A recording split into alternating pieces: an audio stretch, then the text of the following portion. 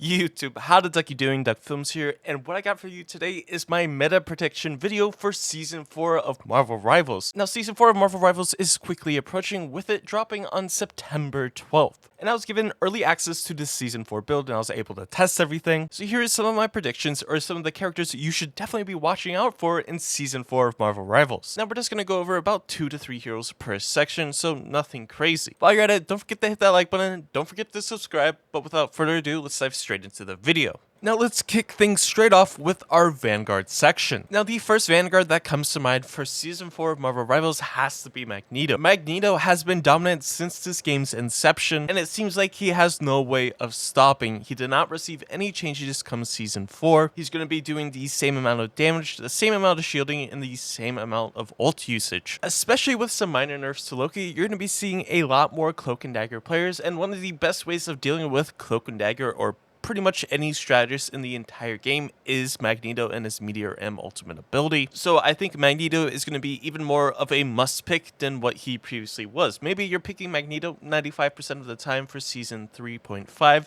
but for Season 4, it's probably going to be 100% of the time now. So if you're playing Ranked in Marvel Rivals for Season 4 and you don't know what character to pick or to even ban, I highly encourage you to probably ban Magneto, because you can get away with playing Punisher now.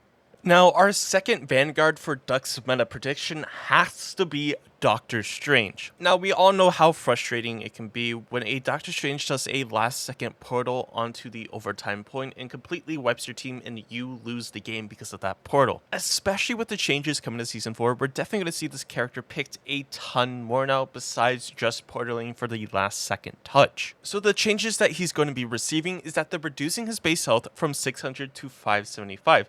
Now, you might be thinking that's a rather major change. However, he still has this team-up anchor bonus with Scarlet Witch and now with Magic, meaning that his HP isn't actually that affected because he still has the team up anchor bonus, so it's not going to be 575, but instead 675. However, that's not the only change. The major change, in my opinion, is that they're reducing the Maelstrom of Madness cooldown from 8 seconds to 6 seconds. Now you might be thinking 2 seconds, it's not that much. But honestly, it actually is. Basically, what that means now is that Doctor Strange should never be able to anti-heal himself. After receiving a 100 charge of his Maelstrom of Madness ability, we all know if you use Maelstrom of Madness to purge the darkness from his E ability and the charge. And basically, if you don't purge the darkness in time, you become anti-healed, and sometimes it's guaranteed death for you as a Doctor Strange player. Now, because this is changed to 6 seconds, you should pretty much never get that anti-heal effect and always be able to do a ton of damage, especially with the changes previously that he doesn't have a damage fall off anymore with the Maelstrom of Madness ability, meaning that a lot of the burst damage you're going to be doing is even more so now, because you can pretty much spam it all the time and never be anti-healed and never be punished because of it. And in my opinion, that change is so major that I think Doctor Strange, even outside of GOATS, is going to be played so much more now, because you're not going to be getting anti-healed and you don't have that risk of, potentially being picked or eliminated early because, well, you're anti-healed. So if you don't have Doctor Strange in your utility belt of heroes to pick and choose from, I definitely encourage you adding him to that utility belt, getting that Doctor Strange tech down, because he's going to be even more annoying to deal with, and sometimes he kind of acts as a elo potion. So definitely you're going to be seeing a lot more Doctor Strange than you used to come Season 4. Now moving on to our third Vanguard, we have none other than the Cap himself, Captain America. Now, Captain America did receive some changes come Season 4. They removed his team-up anchor bonus of 5% damage. However, this was not significant enough to really move him down a tier, in my opinion. The character is still very strong, still super survivable in a lot of these situations he's at. Plus, I don't think these Psylocke changes were enough to warrant that the Cap side dive is not going to be strong anymore. It's definitely still going to be extremely strong. So I definitely think Captain America is still going to be in a perfectly fine spot, especially with some of the Emma nerf changes coming. I think Cap is definitely going to get a lot more value than what he used to now. Now, for my honorable mention, I would say Thor, but I think it has to go to Angela. It's mainly due to the fact that Angela is such a unique character and has a lot of opportunities to set up a lot of different plays. I think the ability to push enemies out of certain locations to really contest different types of off angles and high ground pieces, I think this character can be sat into the meta. However, we will have to see how she plays on the live server in actual pro play and high level elo to get a really good definition of how she stacks up in the meta. Now, I for one am going to be playing this character a ton, and I have been playing her a ton in the private server or the early access server, but I definitely recommend going and checking out my masterclass or my guide coming out on the 13th of September if you want to get a good understanding of how to play Angela. But anyways, that wraps up the Vanguard section of this video. Let me know what you think in the comments down below. I'm always interested to see what you guys have to say. Now, moving on to our Duelist section, our first one comes to no surprise and is no shocker to anyone.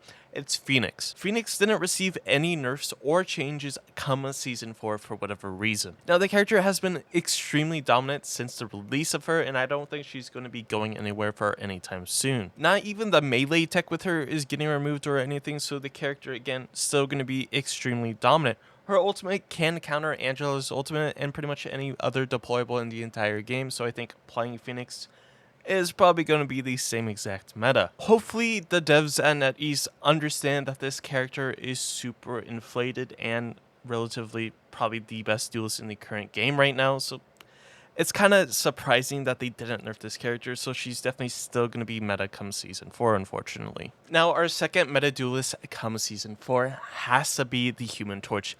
The Human Torch avoided yet another nerf come Season 4. This character is still insane with the amount of movement he has, the amount of damage. He's still seen in high elo pro play. I don't think this character is going anywhere until they really nerf his damage. So in terms of our two quote-unquote meta duelists, it's definitely, again, Phoenix and the Human Torch. However, I do want to throw one more honorary mention. That honorary mention is going to be Magic. Come Season 4, Magic is getting a team up with Doctor Strange, and I think the team up is actually insane for Magic, and definitely the team up she needed the most. However, with that, they are removing her team up anchor bonus of a 15% damage boost. However, they are reducing the charge time required for the magic slash maximum damage from 1.8 seconds to 1.2. Now, her right click also has a new effect that it pierces enemies, and that alone is absolutely insane. They're increasing her soul sword damage from 65 to 75, increasing the Elder Witch world damage from 45 to 50, increasing the demon's rage damage per hit from 18 to 20, and increasing the melee normal attack damage from 30 to 40. They're also, during the Darkchild ultimate, increasing the Elder Witch world single hit damage from 35 to 45. Overall, some pretty solid buffs coming to Magic, and I definitely think that these changes are going to make Magic more picked than not. I think if you're a Magic player, you should definitely rejoice, as this character is probably going to be pretty insane come Season 4. So hopefully you don't get targeted banned. She's definitely going to be a menace to the enemy team's backline. And if you haven't already, I definitely encourage you to pick up Magic, especially because Doctor Strange is going to be getting played a lot more. That means Magic is going to be getting her team up a lot more as well. So definitely recommend picking up Magic to learn. Now, moving on to our strategist section, we saw some much needed nerfs to characters like Luna and Loki, and some much needed buffs to characters like Invisible Woman. But what is the meta going into Season 4? Well, the meta, unfortunately, doesn't seem to be changing, at least in my opinion. I think the Luna Snow nerfs are good. However, I don't think it's going to overall affect how Luna Snow is going to be picked or played. Yes, it's 2 seconds less now, so it's a 10-second ultimate or a Tranquility ult or a Tranq ult, whatever you want to describe it as, but it's not going to be changing any of the effects about the healing output, the damage output, or anything like that. So I think Luna Snow is still going to be probably the top strategist in Marvel Rivals for Season 4. I think if they really want to nerf this character, they definitely have to nerf her healing output from just her primary attack and her damage output as well. Then I think she will be in a much better spot on par with the other strategists. But for right now, for Season 4, I think Luna Snow is still going to be a must-pick character or a must-ban strategist come Season 4. Now, come Season 4, another strategist that got nerfed was Loki, with his clones and his damage output, his healing output, and his ultimate.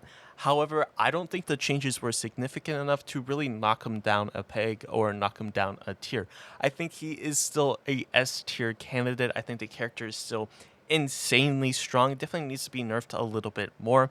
I don't think the numbers warrant anything that will make him horrible to play or horrible to play as, play against. He might be getting his ultimate at a slower charge rate now, but that's really the only big significant difference. His runes are still on a 35-second cooldown and still has the impactfulness of a Luna Snow ultimate. So I don't think Loki is going anywhere, at least in my opinion. But I could be completely wrong. What do you think in the comments down below? Now moving on to our third strategist, or our fourth strategist, kind of split between the two. One of these strategists I'm looking at for Season 4 is, of course, Cloak and Dagger. Cloak and Dagger received no changes come Season 4, and I think is still a very good strategist. Her Blinding Terror Cape, just her whole utility kit is extremely insane, so I think she's still in a perfectly fine spot. Now, I think another character that's going to be rising up is Invisible Woman, mainly for the fact of the changes she got. They increased the slow effect to enemies passing through her right click or her guardian shield from 30% to 35%, and it's definitely noticeable. They're also increasing the invisible boundaries ultimate ability healing per second from 165 to 180, which is absolutely insane. To put into perspective, Mantis's healing ultimate is at 150 healing per second. Invisible Woman was at 165. So I'm glad that they're buffing her ultimate because she wasn't picked as nearly as much as some of the other strategists in the game. So having it at 180 is definitely a nice touch. Also, the new effect to Invisible Woman's ultimate is that it slows enemies within range by 20%. That 20% slow is definitely significant, and it feels pretty miserable to play inside of, meaning it's going to be a lot easier for an Invisible Woman to escape, get out of sticky situations that hopefully no enemies can really run her down. I think those are the strategies you need to be looking out for come Season 4. Of course, there's always honorable mentions like Ultron, Mantis, Adam Warlock. I think they're all fantastic picks as well. I think the triple strategist meta compositions are going to be on the rise even more so, especially with some of the changes to Loki, Luna Snow as well. I think you're going to be seeing triple strategists run a lot more. But that's pretty much what we have for you today. Like always, hopefully this video has helped you in any way, shape, or form. Maybe you learned something, maybe you didn't. Let me know what you think about all my choices in the comments down below. I would love to hear what you guys have to say. Whether you like it, you don't like it, we're all here to have a good time. Don't forget to like the video. Don't forget to subscribe. I hope you have a safe and great day, and I'll catch you in the next one.